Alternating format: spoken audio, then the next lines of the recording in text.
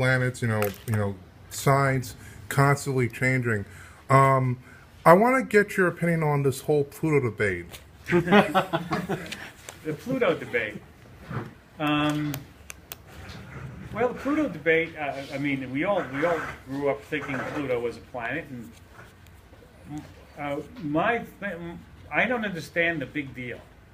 To me, what's the big deal whether Pluto is a planet or it's not a planet?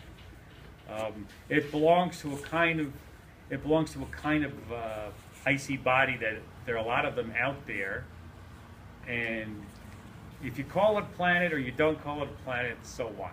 We all know what it is. It's why do I want to call it?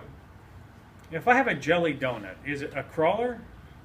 So maybe it's more like, maybe it shouldn't be called a donut because it's got jelly inside of it. Doesn't a donut have just a hole? Maybe a jelly donut is the wrong, maybe it's not a donut. I can describe it to you, It's something like that. Who cares?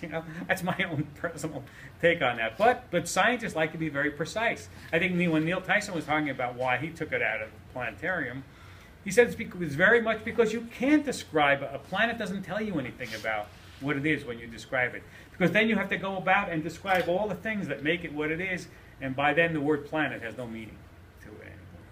Because one of the things that led to its the third criteria, because I read the criteria, it has to be spherical and everything of that sort, but the third criteria is that it had to clear its neighborhood or something around that sort. But it's kind of weird to me because when you think about it, Jupiter has like asteroids and everything all nearby it and has all these moons. How does Pluto get demoted for? A lot of it is voting. A lot of this is politics. Who knows? 10 years from now, maybe they'll put it back as a planet.